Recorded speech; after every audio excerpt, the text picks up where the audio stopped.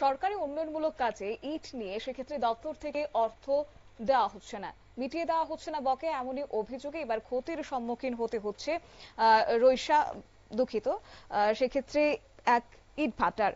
ক্ষতির সম্মুখীন আমবাসা মহকুমার অন্তর্গত রায়পাশায় এবং সেখানে জানা গেছে ম্যানেজার তিনি জানিয়েছেন ধলাই জেলার গ্রাম উন্নয়ন দপ্তর তাদের বিভিন্ন উন্নয়নমূলক কাজে ইট সংগ্রহ করছে তাদের থেকে, কিন্তু দীর্ঘ 1 বছর ধরে ওনাদের পাওনা অর্থ গ্রাম উন্নয়ন দপ্তর থেকে মিটিয়ে দেওয়া হচ্ছে না বলে অভিযোগ। এবং ওনারা জানান যে তাদের বিল পরিশোধ করে দেওয়ার জন্য দপ্তরে যোগাযোগ করলেও কর্তৃপক্ষ তাদেরকে কোনো ধরনের সদুত্তর দিতে পারেনি।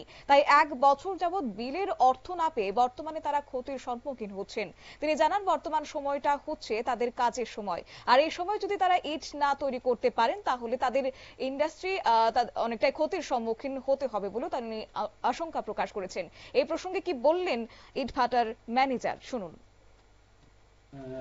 ইট তৈরির যে কারখানা কিভাবে চলছে বলতে, এখন তো আপনারা প্রশ্নটা করছেন ঠিক এক্ষুনি ওই ইট কারখানা বা আমরা শিল্প কারখানাটা এক্ষুনি একদম চালানোর মুখ্যম সময়, এখন একদম পুরো মাত্রায় কাজ শুরু করা দরকার। বিগত বছরগুলিতে আমরা এই সময়ের মধ্যে আমরা লেবার সংগ্রহ করে লেবার উপস্থিত করে আমরা কাজ শুরু করে দিতে পারছিলাম, কিন্তু বর্তমান বছরে আমাদের চরম আর্থিক সংকটের মধ্যে আছি, আমরা আর্থিক সংকটের মধ্যে দিয়ে যেতেছি। এর প্রধান কারণ হইল আমরা ধলাই জেলার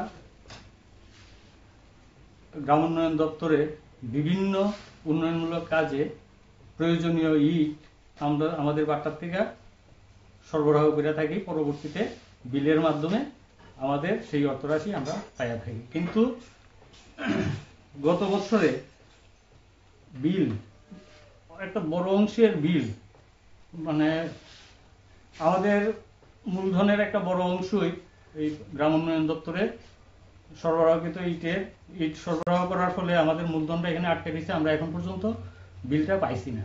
কি কারণে পাইছি না, কেন বিলটা পাইতে বিলম্ব হইতেছে, সেটা দপ্তরও এখন আমরা কোনো সদুত্তর দিচ্ছে না বা দিতে পারতেছে না। আমাদের অনুরোধ থাকবো আমরা যদি যাতে এই বিলটা আমরা আমাদের একদম এখন একান্ত প্রয়োজনীয় সময় অর্থে এই সময়ের প্রয়োজনীয় সময়ের মধ্যে যদি বিলটা না পাই, আমরা এই বছর হয়তো বা আমাদের এই শিল্প কারখানাটা বন্ধ করে দিতে হইব। ফলে আমাদেরও একটা কর্মহীনতার সৃষ্টি হইব। শুধু আমরা না, আমাদের এই এলাকার মধ্যে এলাকার অনেক লোক এই কারখানার মধ্যে কাজ করে তাদের পরিবার প্রতিপালন করতেছে, তাদেরও একটা সমস্যার সৃষ্টি হয়ে যাবে। এটা একটা চিন্তার বিষয়। কারখানাটা একটা বছর বন্ধ হওয়া তো অনেক সমস্যা দেখা দিব। কাজে আমাদের একদম একান্ত অনুরোধ দপ্তরের কাছে আমাদের পাওনা বিলগুলি এই আমাদের চরম সময়ে যদি মিটিয়ে দেয় আমরা খুব উপকৃত হব। প্রায় বছর। আপনাদের এই ব্রিক ইন্ডাস্ট্রির নাম? রাজীব ব্রিক্স ইন্ডাস্ট্রিজ, এটা রায়পাশাতে আছে, আমবাসা জেলা। ম্যানেজারের বক্তব্য আপনারা শুনলেন এবং ওনার কথা অনুযায়ী অর্থের অভাবে শ্রমিক যোগানে বাধাপ্রাপ্ত হতে হচ্ছে তাদের। প্রত্যেক বছর ওনারা প্রায় 30 লক্ষ টাকার ইট তৈরি করেন।